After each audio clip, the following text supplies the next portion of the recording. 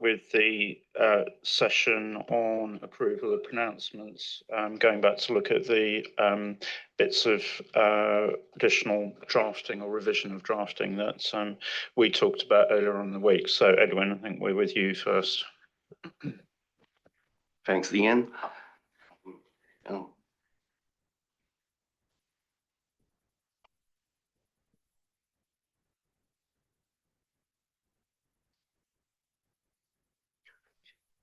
While Edwin's waiting for the slides, I'll just run the board through the process. So staff have been working on all the subject twos for the 3 projects, and each staff will come up and present their subject twos. So Edwin will go first, Karen will go second, and then we'll do Joao last.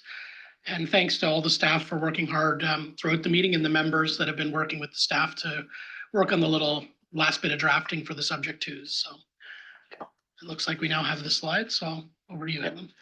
So we had 2 subject 2 changes. The first one was on the element of costs, which I've worked with Kamira and Andrew on. And the second one was on the reclassification of items in and out of IPSASB 51. So the first change for the element of cost, what we did was go back to the paragraph from IPSASB 45, where we looked at the wording from the PP&E standard. And the point of that paragraph was to essentially say that you're including in the initial costs that were incurred to get the asset ready for use. And once the asset is ready for use, then you stop capitalization.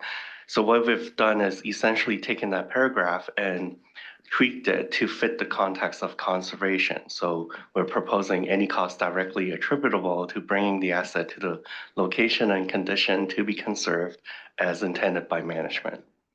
So I'll pause there for comments from the board.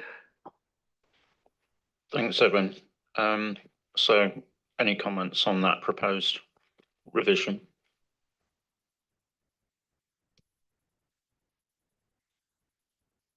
Not seeing any flags raised, so I think we're good with that.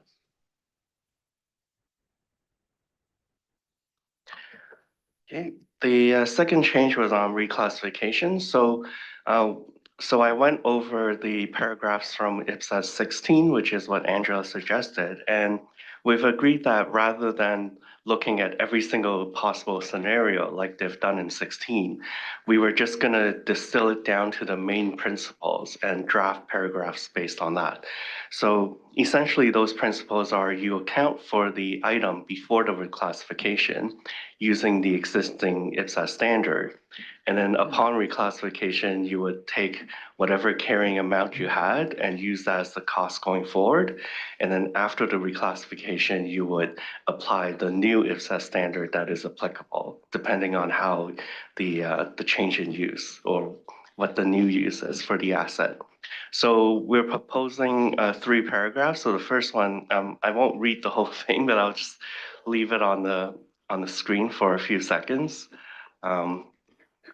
I guess we'll go paragraph by paragraph. So I'll pause here for comments from the board. Thanks, Edwin. So any comments on that first paragraph?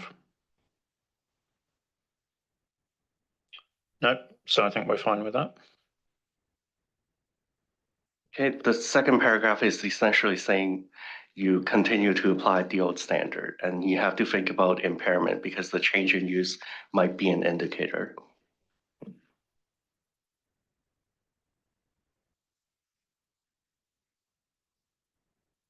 Sorry, Edwin, just to clarify then, the reason why we're referring to both the impairment standards is actually because of what the asset might have been being used for in its previous use rather than, okay, yeah, so it's useful just to underline that point. Okay, not seeing any flags raised, so I think we're fine with that one. Okay, and the last paragraph is talking about what you do after the reclassification. And essentially, we brought forward the text that was previously in paragraph 47, and we just added that you essentially continue to account for it using the new applicable IPSASB standard. And I also highlighted that we left retained the text that had to do with assets held for sale, because that would still be reclassified.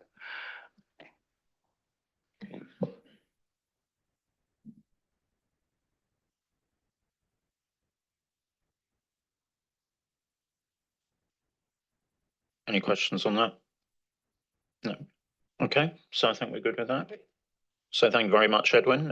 Thank you very much for the members who input to resolving those issues. So I think with that, we've finished any remaining approvals on IPSASB 51.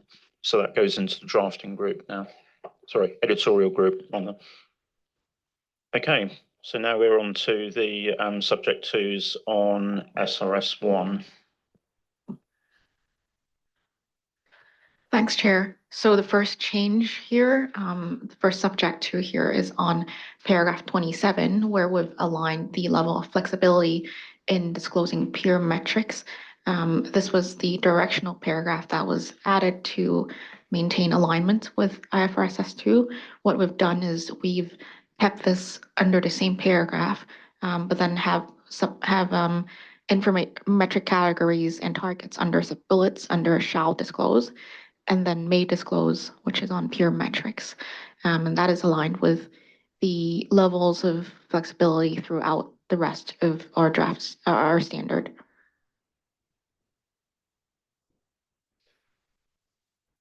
Okay, any questions on that change? Okay, that's good, thank you. Next change is paragraph 28G. This is on remuneration. So this was a point that was raised by Scott, that this is something that doesn't happen as often in the public sector. They're directly factoring climate-related considerations into remuneration of key management personnel. So for that, we've added back what was originally in the text. So if any climate-related considerations are directly factored into remuneration of key management personnel. So we've added that back. And as a result of that, we've taken away from 28GI whether and, because that will be duplicative.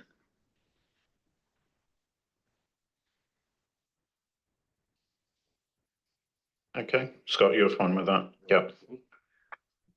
Okay, I'm not seeing any flags raised, so I think that's fine. And then moving on to the next, the last subject two is on AG3. We had comments from Scott, David, Patricia, Renee, Mari on this AG. And we, the revised text would be, in applying this standard, an entity shall consider the activities in its operational model. So rather than include all the activities.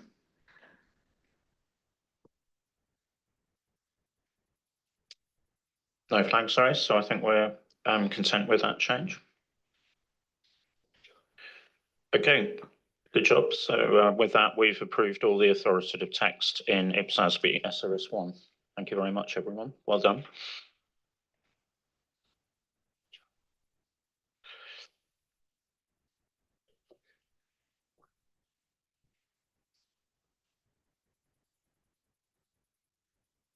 So welcome to our back to the table.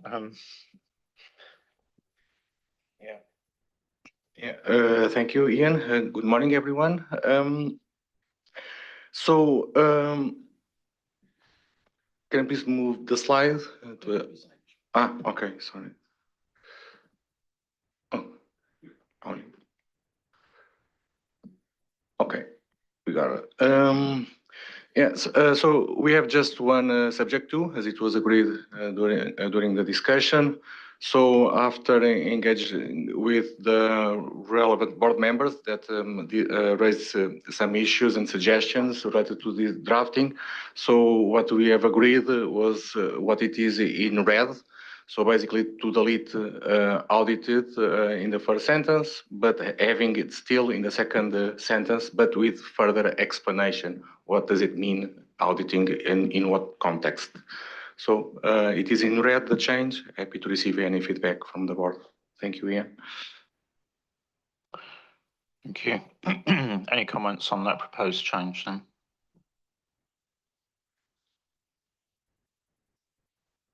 Okay, so I think we're fine with that. Okay, good. So that concludes the approval of ED 94. So thank you very much for that. So I think next we move on to the academic advisory group update.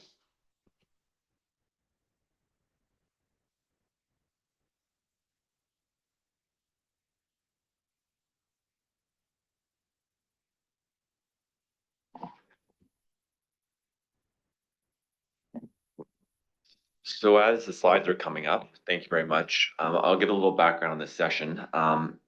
This is a really interesting initiative and a really great initiative that the IPSASB undertook in its last strategy. And I was thinking about this yesterday when we were talking about the IAG, and I even think about it in the context of sustainability and some of the discussions we had early on. I think one of the areas the IPSASB really excels is when we take on new initiatives and we really act as a startup in certain ways, where we try and work through things and it takes us a while to get there. But once we get on the track, we end up with a really great initiative. And I just thought about that yesterday in the context of IAGs, because I think in a few months or maybe a little longer than that, but we'll be on exactly the same track that we are with this group. And as I walk through this and I give you some of the background, I hope that you'll see the same thing. And I'll start from the beginning and tell you where we are now, and you can really see the evolution of this group and how far it's come and how much we support the academic community and how much they support us, and the relationships we've really grown with that group. What I've just circulated is, and we'll touch on this at the very end, but it's just a list of the papers that were selected this year. Just for a little background, and I know the academics on the IPSASB know about this, but in order to be published after these researchers write their papers, we're very protective and we make sure that we don't publish it anywhere on the IPSASB website. I don't know whether I'm supposed to publish the titles, so I printed them off for everyone. We can talk about them, but anything that's open to the public or published on the internet might restrict that author's ability to get published in a publication they're trying to get published in. So that's why I've circulated them in a hard copy. So I said that the academic advisory group really is a fantastic initiative. And Ian, I didn't know whether I could say this, but Ian, you said it yesterday that it started in a discussion between you and Andreas, the previous IPSASB chair in, I think Melbourne, you said, or Wellington. Yeah, it's a bar in Wellington, yeah. Probably And Hilton Hotel knowing Andreas, but anyway. It's really amazing how it started a conversation in a bar and it kind of ended up where we are today, because we really have moved leaps and bounds. And from that discussion, the academic advisory group was born, and the IPSASB decided in its 2019 to 2023 strategy that it would include the academic advisory group as an initiative, or strengthen the relationship between the academic community and the IPSASB. And that really was the original purpose of this group, to strengthen those relationships. But where we use the group more and more now, and it's not that we haven't strengthened those relationships, it's that you can really see the strengths of the academic community and how they complement the strengths of IPSASB staff and the IPSASB. Academics are experts in doing research, and very broad research. And it's not that IPSASB staff can't do that, but we just can't do it to the same extent. We don't have the expertise that this group has. And if we bring in the academic community into the right part of our process, we're really able to strengthen our projects going forward. And you'll see in some of the papers that I've circulated today, and I'll talk a little bit about our last IPSASB research forum in Athens. I'll talk about how those papers really fed into where the IPSASB is on its current projects. So you'll see this on the next couple of slides, but we are on our 6th iteration of the research forum. Our first one was back in 2018, and I'll talk through how we've evolved and how things have changed. I look around the table, I know some of you were at that first research forum, and I should have said at the beginning that I'm happy for this to be a pretty informal presentation as well. I'd like to hear from some of the members from the group if you have anything to share. And as we go along and talk through the various research forums that happened, happy for anyone that was there to share anything that I might have missed. One point that I'd be remiss to say is that one of the reasons this is such a success is that we have a really good partner, and that's the Cigar Network, and they support all our research forums. We partner with them all the way along, and they really ensure the academic community is engaged and that we're talking to the right people. So before I kick off and really go into where the group's been and where we're going, I think it's really important to highlight these 10 names, and this is really the engine behind the group.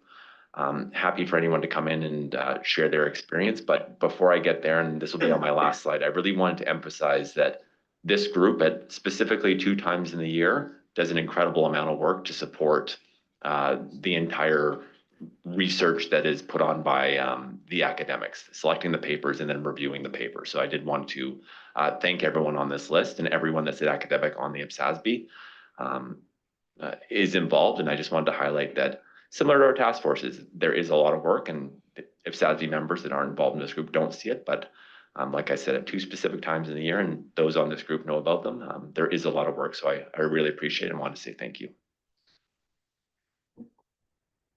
I just want to note that we put Patricia on the slide twice because she contributes so much to the academic community that we thought we had to note her twice. And I do want to give a special shout out to Patricia from the academic perspective, because in the last couple of years, she's on her own created a kind of offshoot of Cigar, having events focused on Latin America in the region. And I had the pleasure of traveling to that with Augustina in February, the event they held. And I was very impressed with the engagement across South America and the academic community's engagement with other parts of the public sector under Patricia's conference that she designed. It was really, really well done. And I was so impressed with the discussions and reported that back to the other parts of the more European-based Cigar network. And I really wanted to give a special shout out to Patricia for the excellent work she's done. And I know she's going to continue that with all this extra time she's going to have next year on the IPSASB, and look forward to the great things coming out of Latin America and the initiatives that Patricia and her university have been making. So, and I know all the academics contribute a lot, but I was impressed with the ability just to take something forward and create something out of not much. And I think there were almost 80 people at the event in Brazil, included the audit function, the Accountant General's office, different parts of the public sector, and several other countries and accountant generals in the region, and a number of prominent academics. So it was very, very well done. So that's why you get 2 names on the slide, Patricia.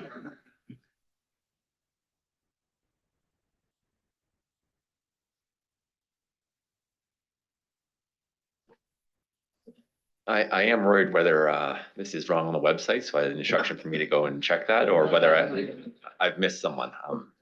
I'll take that away. I'll pause for a second if there's any members that want to make any comments, anyone from the academic advisory group.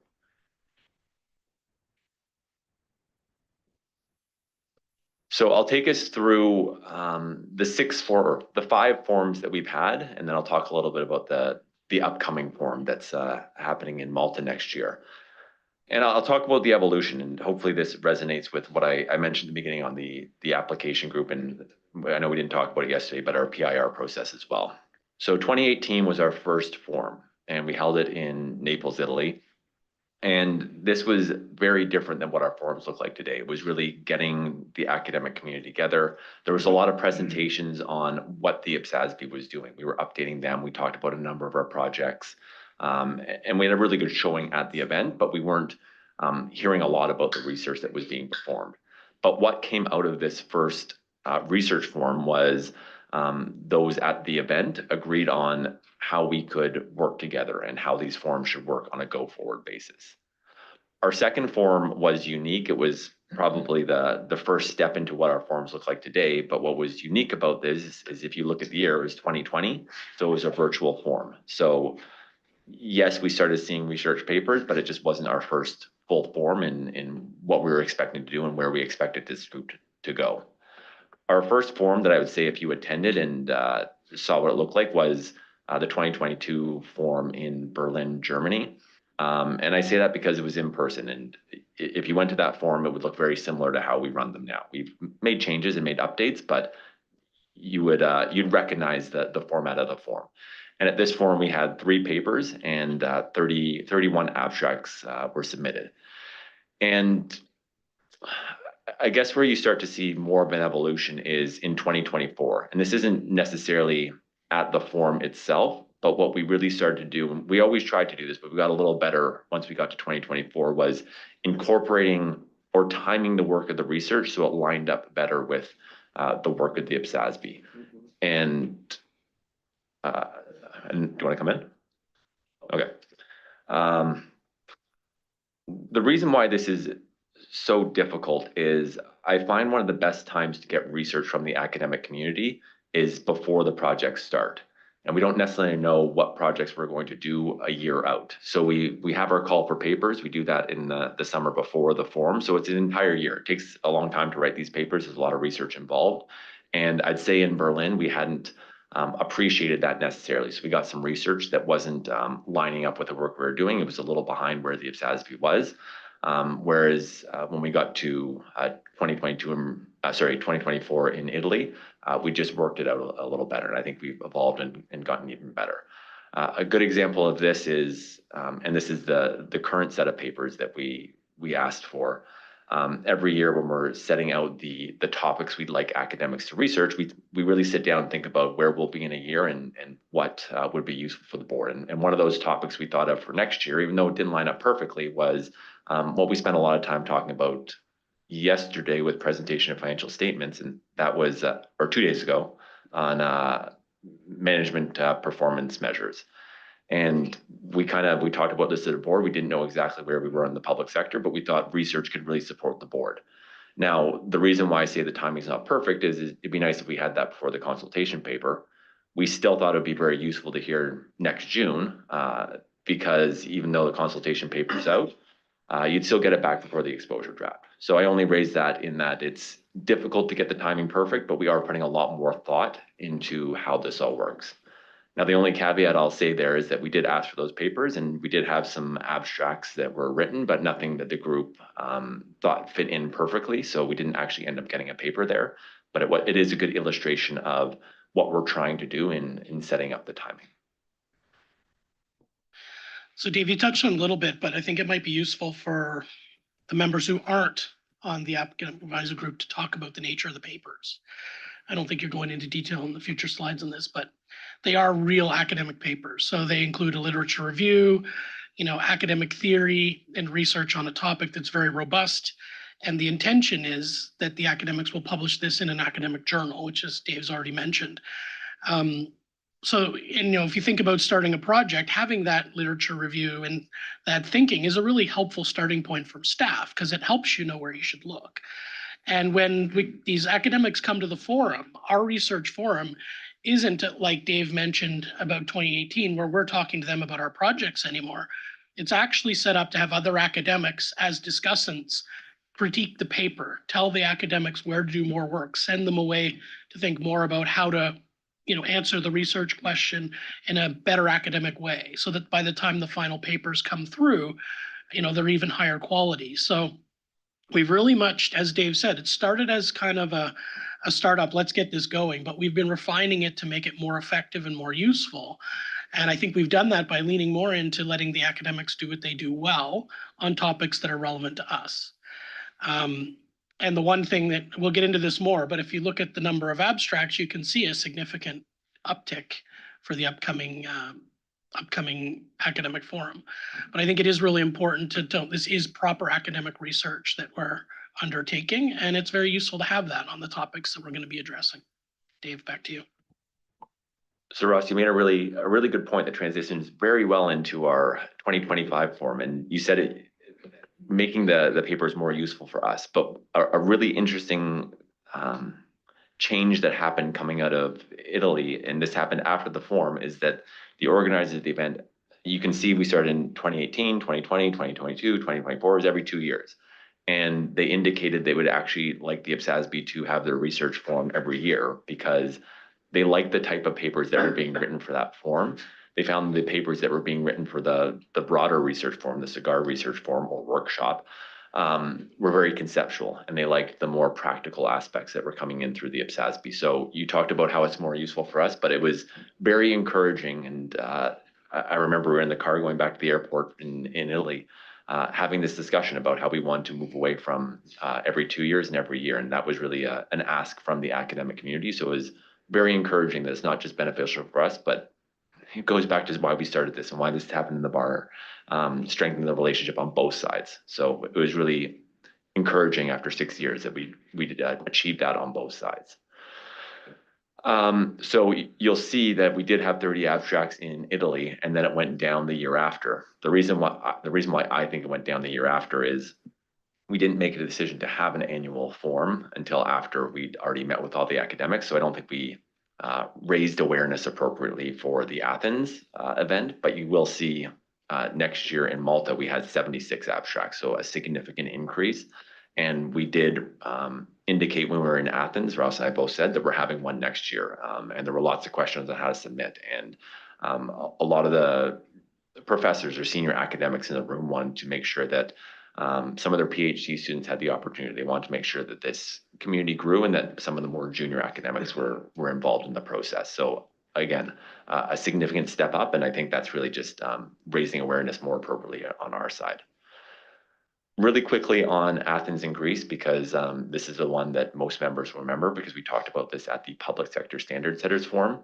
And this is where we line up better. We had, or line up the research better with the IPSASB's work. We had papers on PIRs where we had one that looked at IPSAS 18, IPSAS 20, and which one was better to begin as a PIR. We had a couple on biodiversity, and this goes to Ross's point, looking across the world as to what different presentation and what information is useful in different areas of the world on biodiversity.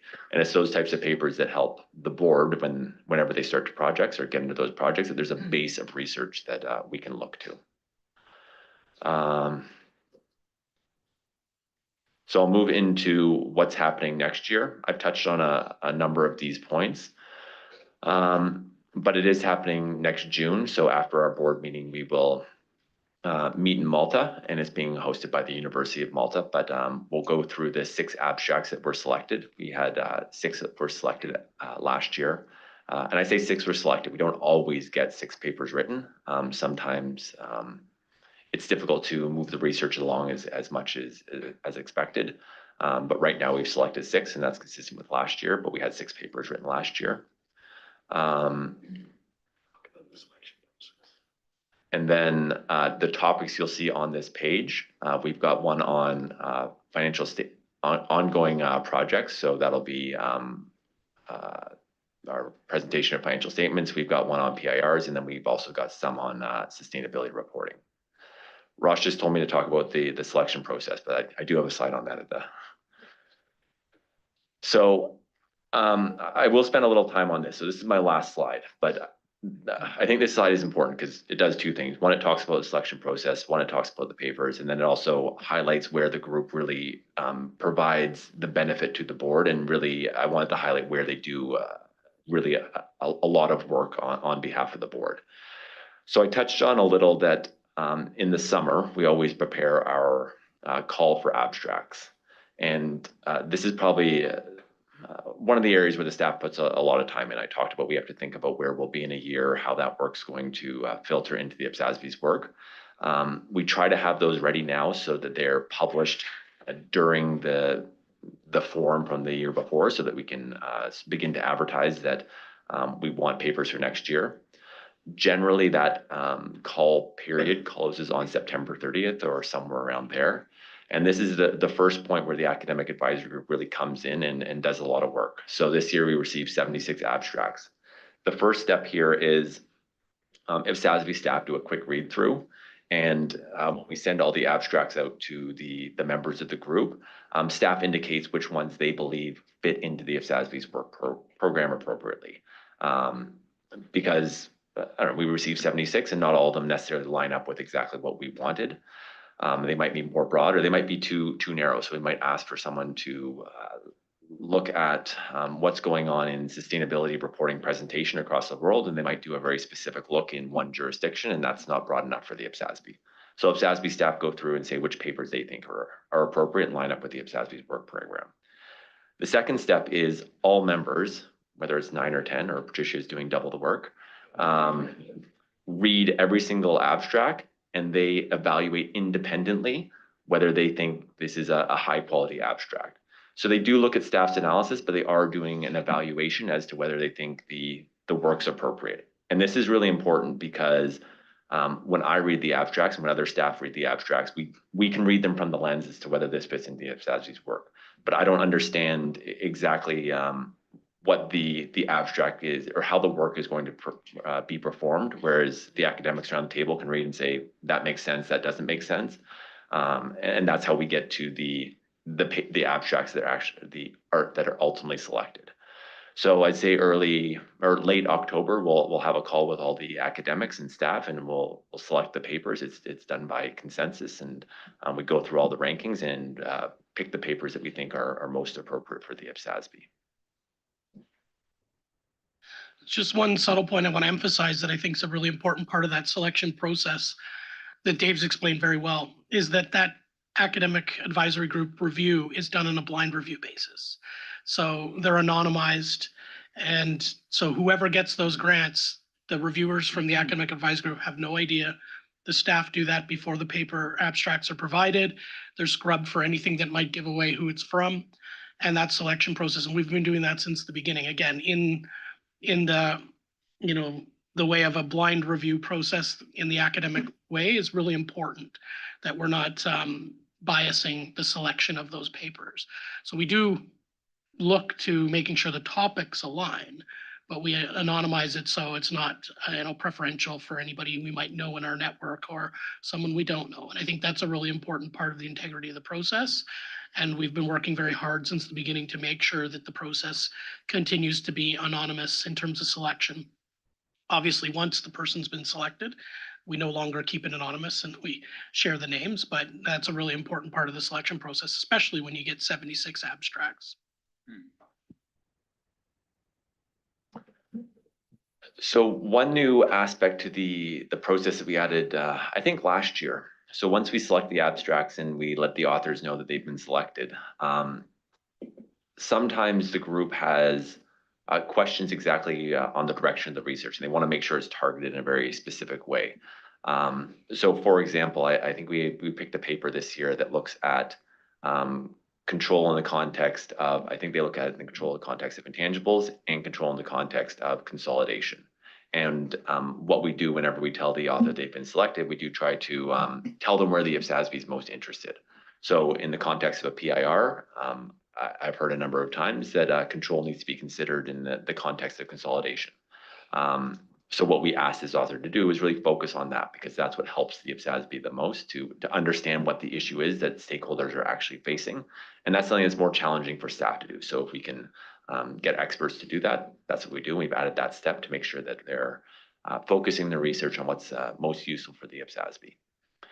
After the academics have come back to us and confirmed what their research topics are and what their research questions are, mid-March is our next touch point. And this is also the point where the academic advisory group, I think, does the most work.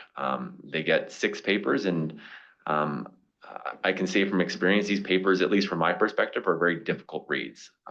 They might be easy for the academics around the table, but for someone who's not an academic, the terminology is difficult. It's difficult to always follow where they're going. And this is really where the academics on the group really step in and, as Ross said, provide some direction and provide some constructive criticism on how to make these papers better for when they get to the IPSASB research forum, and then ultimately come to you next September. We asked for the final papers by May 15th, and then they go to the IPSASB research forum in June. And Ross, I think we touched on this a little, but I will go into a little more detail. The way these forums work, we do ask everyone to come in person. I don't think we've had virtual participation. It really is much more fruitful if the academics come in person. And what they do is, as Ross mentioned, they present their paper. We have a very set amount of time. I can't remember what it is, but it's about 10 minutes. And then often we'll have what is called a discussant, and the discussant either presents an alternative view or talks about challenges with the paper or things to take into consideration. And then it's opened up to the floor that's filled with other academics that are interested in what's going on, and they provide their views and their comments.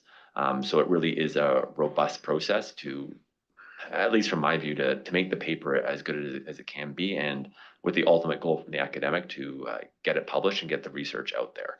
But from the side benefit is that for the IPSASB, you're getting a very high quality paper that's been tested by a number of readers to make sure that the analysis holds up in practice.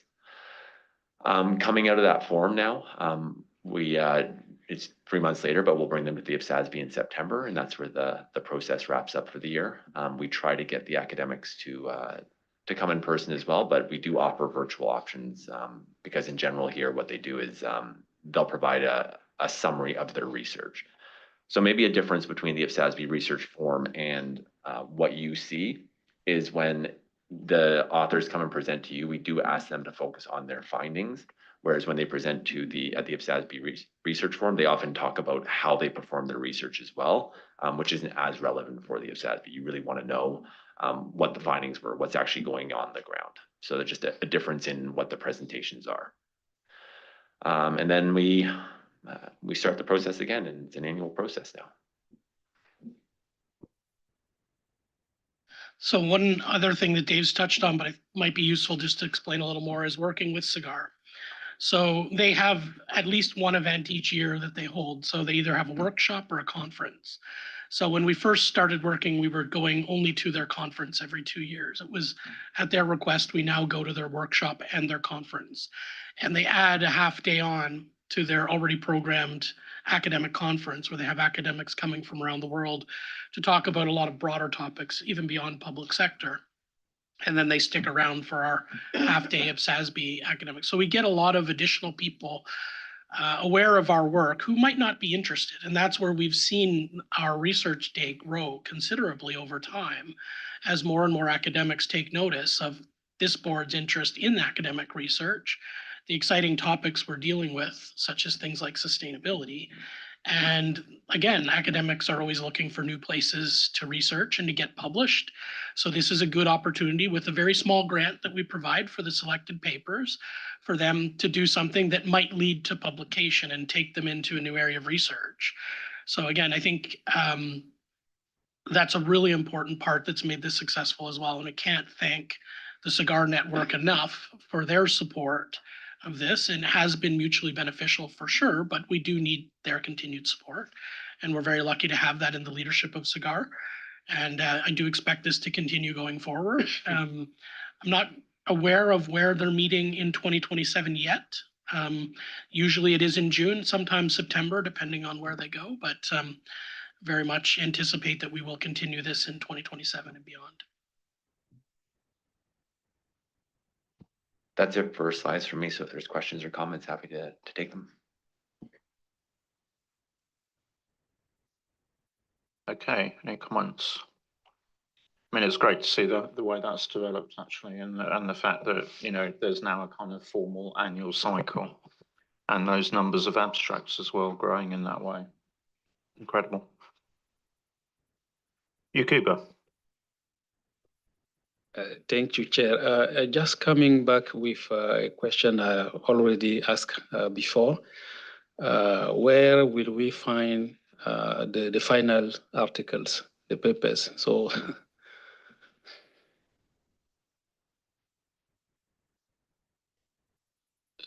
you have access to all of them. IPSASB members have access to all of them. IPSASB staff have access to all of them. But we don't know whether they've been published. We kind of follow up throughout the year, but I don't know whether 3 or 4 years ago an article's been published. But if you ever want access to one of the articles, we're more than happy to share them with you. The final one?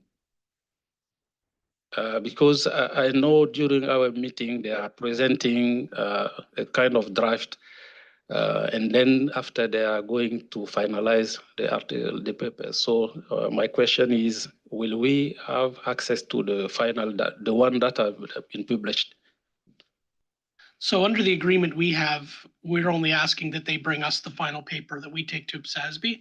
From that point to publication, that's up to the academic on whether they actually put more work into it, finalize it, and get it published. And we, for resource reasons, haven't had the ability to just follow them up. It's maybe we're at 30, 40 papers now.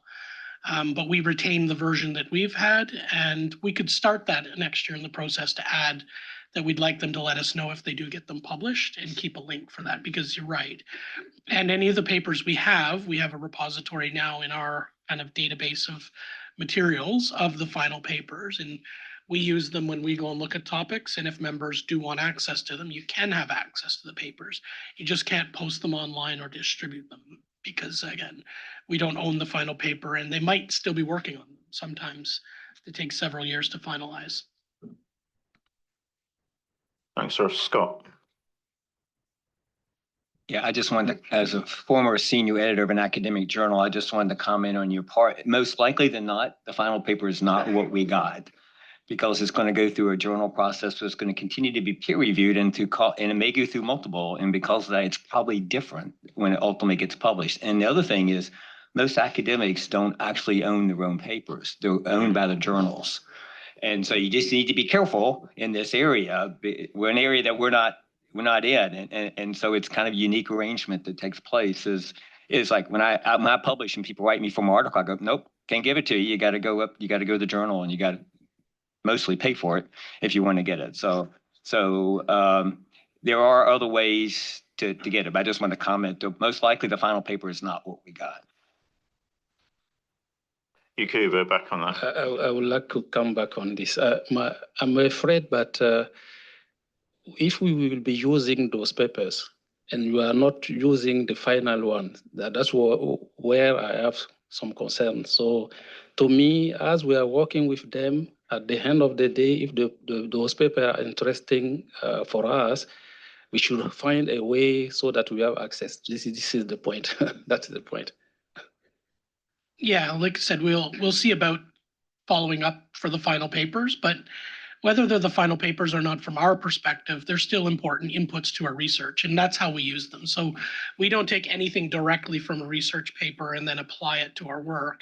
We take what the thinking to help us understand areas we need to look, how to think about a particular transaction or an accounting issue, and then we apply our own framework, and the staff will develop any papers that come to the board, maybe influenced by that academic paper, but never directly from the paper. So we don't rely on that as a substitute for staff researching and writing about the issues. Thanks, Ross. I'm not sure whether it was Angela or Patricia, Patricia and then Angela. Thank you. I'd like to highlight that the mutual benefit from academic community and IPSASB, it's very trying to conciliate the views, because sometimes the majority, the way that the academic work works is different, but I can have some input from the research. And I agree, not necessarily you need to final paper to have important inputs for the IPSASB. And from the side of the academics, I think you have the chance to attend what we have been required to, that our research impacts the society. And then one of the way is to contribute to have a better standard set. This is the way to contribute for the society. And then only to, I'm proud to be part of this initiative, because in fact I can bring together some professionals and academics. Yes, and about Ross, yes, Ross, I continue to be part of the IPSASB family, but not as IPSASB member, but I have a lot of things to do next year. Yeah, I continue in keep in touch with all. Thank you. Ross. Yes, I know that, Patricia, because I remember you telling me you're going to write a textbook about IPSAS, and I think you might have even said you might do a chapter on materiality. So. No, materiality, no. No, it's my colleagues, because in November, we have the first event in Brazil, specific for public sector account. I don't know the exact number, but it's more than 1,000 public sector account. And in this event, my colleagues that work with me in the national standard set linked to CFC, and then we started to talk about this initiative. And because I think the process of the convergence is not only to translate the IPSAS, and no, we discuss each paragraph and then connect with the practice in different governments, because we have a diversity in the 27 states, 26, but the federal district, and more than 5,000 municipalities. And then we have a lot of questions or a lot of transactions that I don't know how to account for. And then the idea is to start this process to connect more the principles with the practice. This is the objective. But my colleagues is like me. I have a lot of things to do, but we invent more things to do. Yeah. Thanks, Patricia. Angela. Thank you, Chair. I just wanted, I have a question, but I just wanted to say what a fantastic initiative. I'm very grateful for all the academic members. I think it's fantastic. I particularly like the fact that the idea was born in a bar in Wellington, and I might go and put a little plaque there somewhere. But it's just a process question. When the staff are bringing one of the projects forward and they're drawing from the research paper, can you remind me, do you remind us of the research paper and where we can find it at that point? Because I would find it quite useful, kind of a just in time. I might not get a chance to read all of these papers, and I might not remember that there was one. So just from a process point of view, when we're getting close to the project, how do we get reminded that there is one to read? Yeah, we can definitely point that out. So when we do look at the research, it's usually in our research phase, and we'll be writing to the board on various issues and research we found, so we can start citing that we've actually pulled from one of the academic papers. And then if members would like that paper, provide it to them upon request. We won't be able to post it. That's the main restriction we have at the moment. It's yeah, no problem at all. Dave. So if there's nothing else, and I can wrap up, Angela, I'll just kind of echo what you said, just how appreciative of I am of all the members of this group. I don't think they necessarily get the, you're all members of task forces. You know what happens on task forces, and task force members talk about what happens in task force meetings, but I don't think this group gets the profile that it does and the recognition for the amount of work it does. So really appreciate all the effort that the members of the AAG put in. And like I said, as someone who's read a number of these papers, it's really encouraging how far we've come and seeing how much these papers really lead into the IPSASB's work. So really great initiative, and I think it's very encouraging for the new initiatives we're taking on as part of this strategy work program.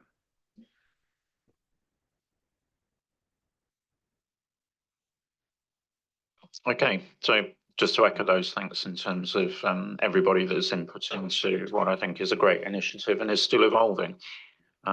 So I think those linkages, like the ones that Patricia was talking about, actually that kind of ripple effect is really important. So yeah, great. Really looking forward to see how that develops in the future.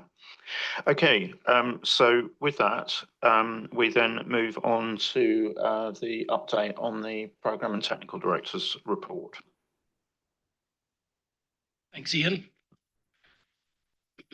This is always one of my favorite parts of the meeting, where we get to summarize all the good things that have happened in the meeting and talk about what we'll do next. I'm just stumping for time until my slides come up. Because I was just going to say, I can echo this is Ross's favorite part of the meeting. He shows me the slides before, and he's very excited about what's going on. So this is definitely one of Ross's favorite parts of the meeting. So as you know, when we do this and whenever we travel, I always like to put a picture of, where we are, a building, a place, a famous place. So this picture here is from a very famous place, Yankee Stadium, one of the most famous Major League Baseball parks in the world. Very historic park. And what you can see on the screen here was a very fantastic moment that happened in October. And that's not the Yankees that are celebrating on that field. That is the Toronto Blue Jays. So you'll remember earlier this year, I think it was June, I gave the board and those watching online an overview of the best team in Major League Baseball, the Toronto Blue Jays, and showed you their stadium and some of their players. And we talked about all the great things that the Blue Jays do. Well, one of the greatest things they did this year is they beat the New York Yankees in the playoffs in a divisional series. And all of the analysts and pundits said the Yankees were going to win, the Jays didn't have a chance. And this is the Jays celebrating for hours in Yankee Stadium on the field after they humiliated the New York Yankees in the series. And the Jays went on to win the American League Championship against the Seattle Mariners. And unfortunately, we're 2 outs away in Game 7 from beating the LA Dodgers in the World Series. And unfortunately, they lost. But nobody gave them a chance in that series either. And I'm very happy and proud of my hometown Toronto Blue Jays, and happy that I can show a moment in New York of their success as my slide that links to New York. So famous Yankee Stadium with a bunch of Toronto Blue Jays having the time of their lives celebrating. So let's have I can confirm that Thomas and I were in Toronto when the series actually came to a real climax. And I mean, I don't normally watch, baseball, but it was incredibly exciting actually. And they got so close, I mean, if that guy hadn't been run out by, they would have won the World Series. So it was amazing. But, the trams all had "Let's Go Blue Jays," or everybody was wearing, fantastic atmosphere. It's just really shame it didn't quite make it. I almost packed my Blue Jays jersey for this, but I'm trying to do carry on only. So moving on from the devastating loss of the Blue Jays in the World Series, and better luck next year, let's talk about some real successes we've had this week. So we've approved ED 94, strengthening linkages between IPSAS standards and GFSM. Good job, Joao, and good job to the task force on getting this important exposure draft out. And you'll see that in probably early February next year published, and then we'll look to see the comments we receive. Next, final pronouncement, IPSAS 51, tangible natural resources. Great job, Edwin. And to the many who've contributed over the years, including Renee as task force chair. This is really a groundbreaking standard and a really important development that we've been working on since 2018. So good job, everyone. Last, but certainly not least, the first ever IPSAS SRS, IPSASB SRS 1, climate-related disclosures. So our first standard in the sustainability space. And here you can see the Rockefeller Christmas tree light up. For those of you who couldn't brave the streets to get close enough to watch it live, that's what you missed. So great job, everybody. So, Claudia. I'm sorry to interrupt the success story. I'm just wondering if the title of our IPSAS 51 is Tangible Natural Resources Held for Conservation, or if we delete it, because you only talked about tangible natural resources. So I believe it's tangible natural resources, but I'm going to look to Edwin to see if they're held for conservation. Sorry. I was sleeping at that time. That's all me. So that's just my mistake on the slide. The standard itself's right. So I've consulted with the incoming chair, and at this time, we're not planning a February check-in. We think based on the work program and what we intend to achieve in March, that we don't need a check-in. I'm currently working with Thomas to put the provisional dates for the other 3 check-ins. So we do plan to continue check-ins when necessary. And we'll use them similarly to the past when we're helping to move a project at the right point. Progress, we'll use it, but I like to call it the check-ins a prescription only meeting. So when we really have something we want to achieve, we'll use it. When not, we'll give members the time back. And then we'll all see you in March in Toronto. And here's a picture of Toronto in the middle of winter. It's a beautiful place, dress warm. So I know Patricia, you're probably not sad you'll miss this one, but I would say Toronto is a special city when it's cold, so don't be afraid to enjoy it and take in the winter delights. And this is maybe probably a January picture actually, so it's not normally that bad. That's color. That's color. Yeah. Winter colors in Canada, lots of grays, whites, deep blues. Yeah. And then a couple of final points that I think are important to make. So this is likely quite, well, almost 100% certain. The last time the IPSASB will ever meet in IFAC 529 Fifth Avenue. The lease is up next June and we don't have any meetings planned here before then. So it was nice that we could celebrate some real achievements here this week, as we've had several meetings here over the last 15 years. And, it was fitting for Ian's last meeting that we could enjoy some time here.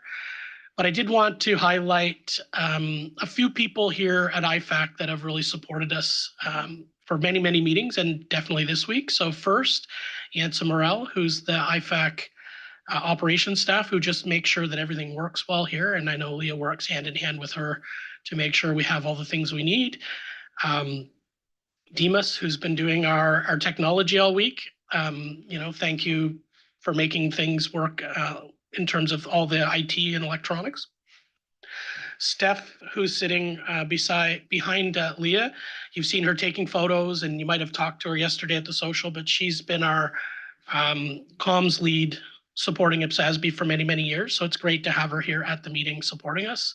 You probably saw Dorothy Ofori yesterday, as Ian called her, the real CEO of IFAC. Dorothy, she kind of runs and manages everything, and always takes great care of us when we're here in New York, and even when we're in Toronto, we need something. Dorothy's always there to kind of support us and take care of us. So, just wanted to take the time to thank everybody, and that picture there is the celebration of the IPSAS SRS-1 approval that we took in the lobby with our friends from the World Bank. And then a special message. So yesterday we did our goodbyes for members and Ian who are leaving, and we do plaques and things like that. Unfortunately for staff, we don't do plaques, but I really thought Leah deserved a special moment to say thanks for all the years. Leah's been with us for over 14 years. She's fantastic at what she does. I know she'll go on to do fantastic things, and we're hoping to still have Leah's support from time to time. And, nothing more to say other than thank you very much, Leah. You'll definitely be missed, and thanks for everything you do. And it's not going to be the same without you.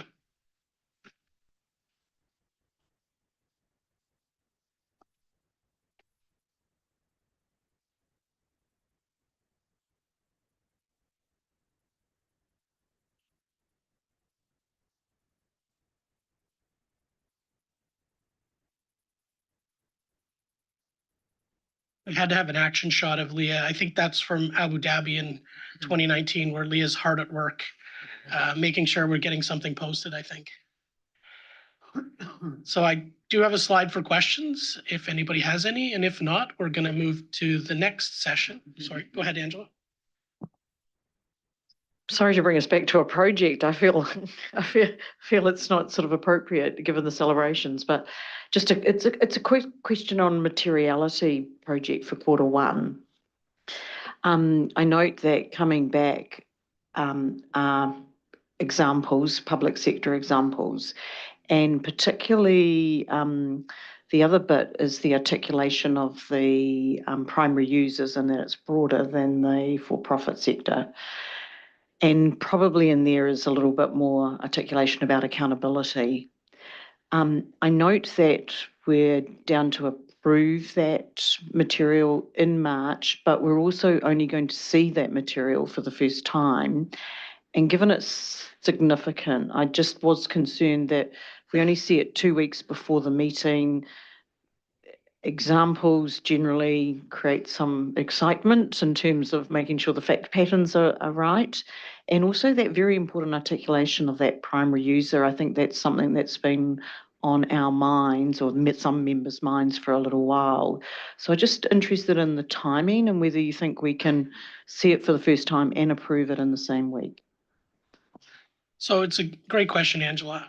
I do think we can, and it is there, but there are issues to look at. So I think the plan from staff is we'll go away and we'll look at the decisions and instructions and start making progress on that. And if we don't feel it's really ready for approval, then we won't push for that in March. And we'll work with Thomas on that to have those discussions when he comes over to work with the team. I think he's at the moment looks like the first week of February.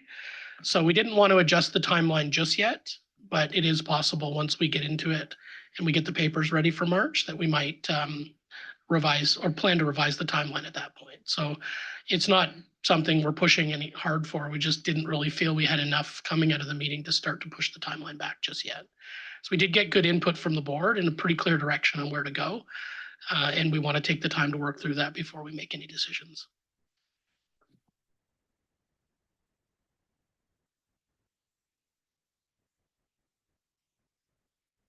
So I'm not seeing any more flags.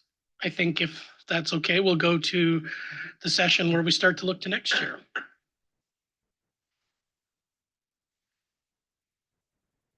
And unfortunately, in these slides, we don't have any pictures of the Jays celebrating in New York, but you only get that in the program technical director's report.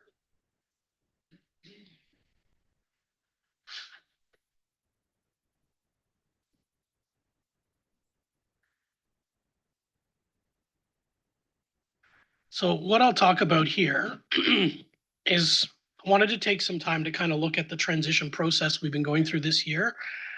A little bit of a year in review. We've done a meeting review in the PTD report, but it has been a busy year. So I did want to just reflect on what the board's achieved this year. And then I do want to look forward to 2026 and talk about Q1 and next steps.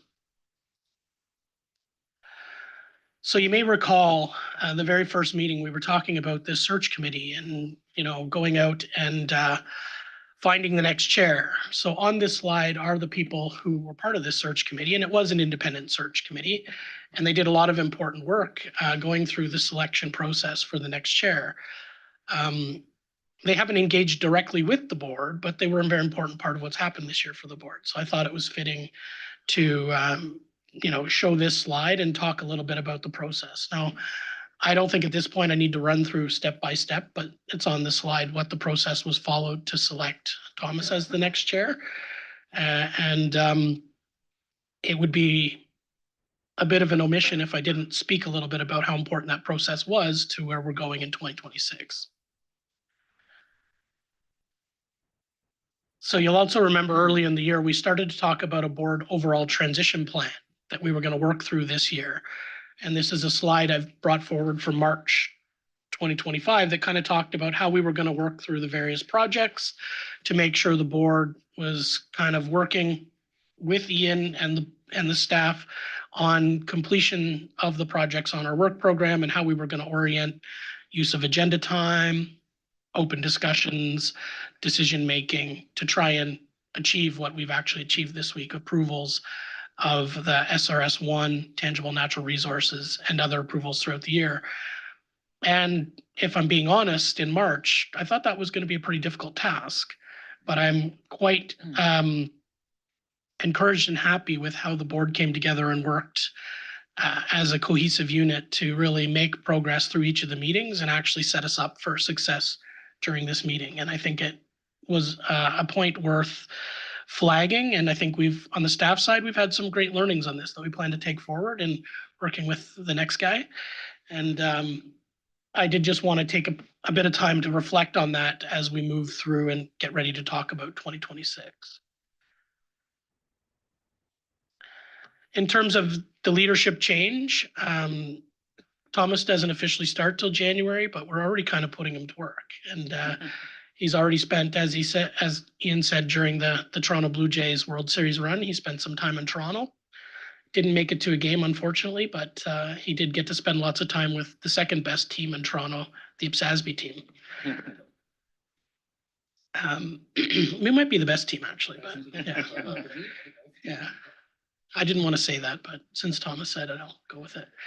And we really spent a lot of time talking through all of the things that happen, in preparation for bringing material to the board, but everything outside the board as well, from nominations to outreach and engagement, working with regional partners, funding, working with IFAC, everything under the sun. We kind of started to talk to Thomas about. Ian downloaded a lot of his learnings. We shared how staff supports the chair, and we had a lot of great discussions and started to think about next year. And again, we have Thomas here all week as an observer, kind of sitting back and getting back into the work program and getting to know all the board members again. Not that it's been that long since Thomas was actively involved, but still things continue to change, and it's important that we really start that transition process. So moving that along, I want to do a quick year in review. Our strategy and work program. I don't need to talk about it for long, but it is important. What we do around this table really focuses on the top half, delivering the global standards. But a really important part of the success in delivering global standards happens in the bottom half on inspiring adoption, implementation, and the outreach and engagement and partnerships that have been formed over the years. So it's important to always reflect on that. And I know from a member's perspective, all of the volunteer members and TAs do a lot of outreach and engagement in their jurisdictions and regions between meetings. And that's a really important part of the success of this board. But in terms of inspiring adoption implementation, we had our 5th Public Sector Standard Setters Forum. We had over 230 outreach events, and this is probably an understatement because these are just the ones that have been reported on our representation activities. I know from time to time people forget to put a meeting on there, so this is the minimum of the amount of events on there. We had 4 regional roundtables, and we put out the 2025 index status report and updating on where the process on adoption implementation is globally for accrual and that important information on the use of standards. And it's really important that we continue to highlight that work, even though it doesn't directly happen at the board table. In terms of delivering global standards, I think it was a very successful year. 6 final pronouncements, 2 exposure drafts, a work program consultation that's ongoing, and the 2025 handbook, the Bible that captures all of the great work that we do. So, and these numbers do include the approvals this week. We did anticipate that we were going to get there, and we've included them in the numbers. So just wanted to take a little bit of time to reflect on that before we get into the great challenges we have ahead. So here's the work program, as it stands at the moment. Still lots to do, even with everything we've done, and more to come on that. But one area I did want to reflect on, we started to talk about yesterday, and we've got more to do on this in 2026, is the maintenance activities that we've added under this current strategy and work program. We talked about the application group yesterday, and we will start to open up the post-implementation review process in 2026, as well as take forward more discussions on the application group. And I know continue to encourage people to submit their queries to the application group, the appropriate queries, because I think it's important that group continues to build and evolve how it works, and that the board gets used to bringing those discussions in and moving that forward, because it is an important development on our work program for our stakeholders. It gives them a direct line to the board when they have questions to get some real-time feedback on the issues they're dealing with.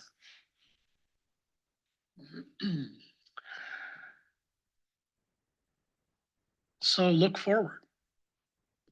We celebrated the departing members and Ian yesterday, but looking forward to who we're going to be having join the board, we've got Judith Apaza joining us from Bolivia, Dina Atia, who I think Dina was here. She was here yesterday, but maybe not today, from UAE. George Scott, who was here earlier this week from the United States, and Alex Fabian Teixeira from Brazil. And you'll remember Alex from the June 2024 meeting where he came to Toronto and gave a presentation on Brazil. So we're very happy to be welcoming the new board members. reappointments. Noriati's been reappointed and Andrew's been reappointed. So in terms of, the board going forward, that's what the 2026 board will look like. But last but not least, Thomas will no longer be in the observer seat when we meet in March. He'll be center stage and we'll be really putting him to work then. So all restrictions will be off, asking questions and putting Thomas to work at that point. He'd be fully on board and ready to go. So, and we're all looking forward to that. It'd be remiss if we didn't talk about the deputy chair, and Claudia has been reappointed. You may have picked up that it's a different timeline for the reappointment process this year. Normally that comes out when the new member appointment comes. But with Thomas coming in as chair, it was important that we waited until the new chair was in place to confirm the deputy chair appointment, and very, very happy to have Claudia continuing as the deputy chair in 2026. So congratulations, Claudia.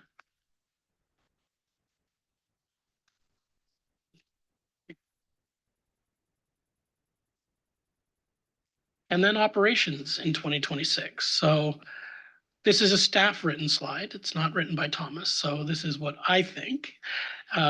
We have talked to him, but we call it evolution, not revolution. So we're not expecting Thomas to come in and, rip everything up and restart how this board works. But Thomas does have ideas on how we'll do things a little bit differently. And he's kind of giving me a sly look right now. So I don't know what that means.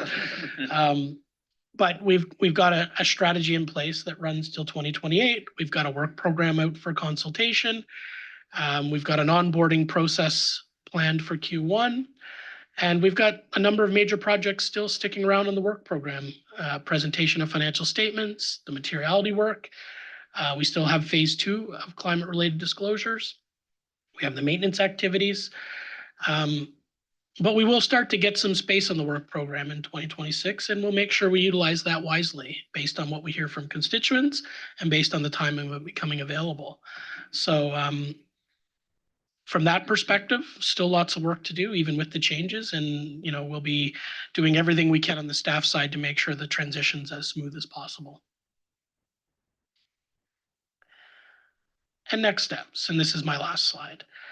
So Thomas will be starting one-on-one chair discussions with members in January.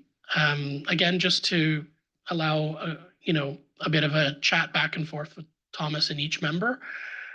We'll do our normal new member orientation in February. I did write this before we'd agreed we weren't doing the February check-in, so it's not necessary at this time. And of course, we'll have the board meeting in March, where we'll again continue the discussions that Thomas will start with you in the one-on-one sessions about how the board's going to operate in 2026 and beyond. Now, I've told Thomas he's a passenger for this whole meeting and he doesn't have to do much, but I think Thomas probably wants to make a few remarks here, so I will pass it to Thomas. Finally. No, listen, I think I'm very thankful for the opportunity that I could attend this board meeting in December. Having handed over the CAG chair seat to Fabienne in June 2023, it feels a little bit like coming home, and it's a great feeling, I can tell you. I'm really thankful for the opportunity. I had many chats with people around the table in the observer ranks, and I said it already there, but I repeat it and now kind of in general. For me, it's a great honor to be the next chair. It's not only an honor, but it's also a pleasure. I think we heard from multiple speakers over the last couple of days that IPSASB's work going forward will be interesting and challenging, and how much they are happy that they not will be around. This is most likely true, but I think it was always like that. If I kind of think back over a couple of years since I'm around the board, it was always challenging, and it will continue to be challenging. But for those who will be around, I can promise you also 2 things. It will be also exciting, and it will be fun tackling the challenges all together, because I think all together we are just a great group. And we can solve the challenges, I'm very sure. So I'm very much looking forward to working with you from January onwards. But before that, I wish you a wonderful holiday break. Recharge your batteries. You might need it. And so will I, of course. But again, looking forward to working with all of you. And yeah, in that sense, more to come in January onwards. Thank you.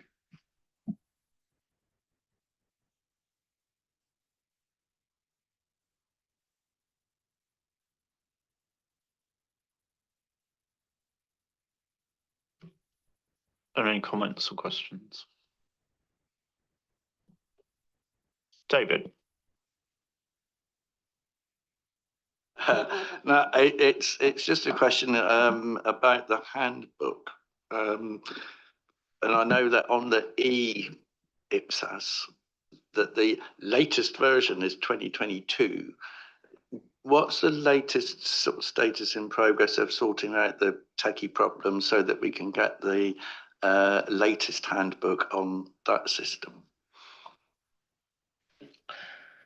David, thanks for the hard question right at the end.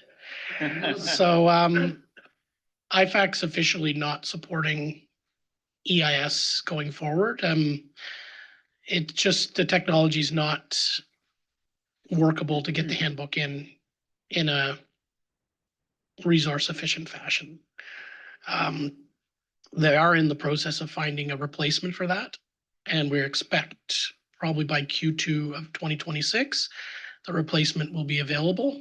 We'll have similar functionality, but will be much more amenable to getting the content into the handbook in a useful manner. So we will give out update to the board on that as we get a little closer to the finish line. But as you know, IFAC's in the process of a number of transformations, and this timeline on the e-technology for the handbook is getting a little caught up in that in terms of that. That being said, we do expect the PDFs of the handbook will be ready and available by Q2 2026. And hopefully soon after their publication, we'll be able to put the handbook in the new tool that will be used to source the handbook going forward. Over here, Adrian. Thank you. And what about translation? What about translation? What's your question? Well, translation of the standards. Well, the IPSAs are now available in, I think, 18 languages. And the way translation tends to work is we get a body that wants to translate, and they put a translation request in, and they take forward the translation. So we don't have a policy of, when the 2026 handbook's done a certain languages, we just translate automatically. And there tends to be certain languages that there's every 2 to 3 years, they'll translate the entire handbook or update it. So French, Spanish are some, and some new languages get new translations. So I believe there's a new German translation that's been done recently. So we continue to increase the number of languages IPSAS is available to, but that's based on a demand from a party to do the translation. Okay.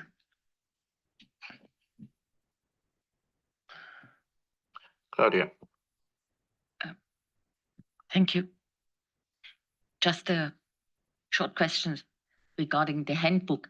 I expect we have a separate handbook for our new set of standards, and it's not included in the other handbook. I think where we're going so far is it will be included, but we're going to restructure the handbook. So if you look at our handbook now, it doesn't say the handbook of IPSAS only. It's the handbook of IPSASB's pronouncements. And now we have a new type of pronouncements. So even in the current handbook, we have the IPSAS, we have the RPGs, we have the cache-based standards. So I think what we've come up with in terms of the plan is we're going to put the SRS standards up front, and because they're short and we don't want people to have to go through 51 IPSAS to get there. So the structure will be the normal introductory material, conceptual framework, the pronouncements for IPSAS SRS, then the pronouncements for the IPSAS, then RPGs and cache like we normally have now.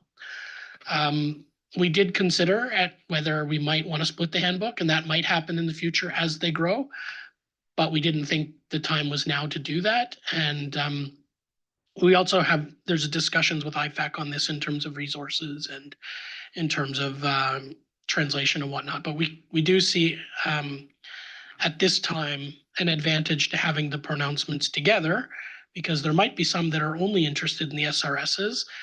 But when they look at the handbook and they see all those great IPSAS standards at the back, maybe they'll decide to use them. And vice versa. Those who use just the IPSAS might go and look at the IPSAS handbook and see this new SRS and think, this is something we should also do. So that's where we stand right now. And, as the SRS guidance grows, there might be a need practically to split the handbooks, but we're not planning to do that in 2026. Angela. Just a thought going forward, planning.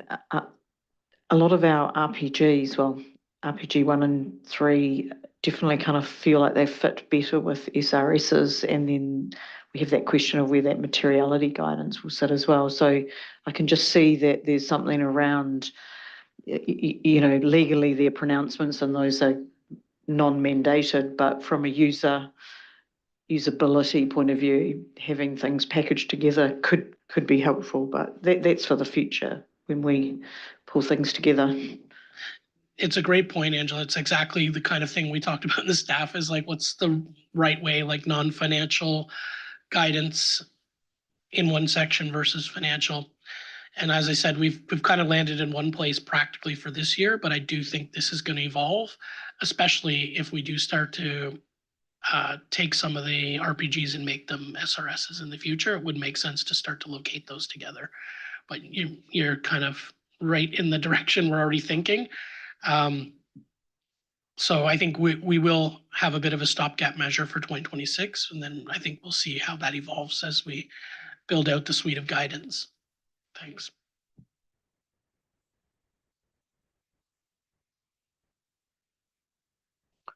Okay. Any other comments? Good. Okay. So I think that's it now on to final comments. I think it is. Okay. Awesome.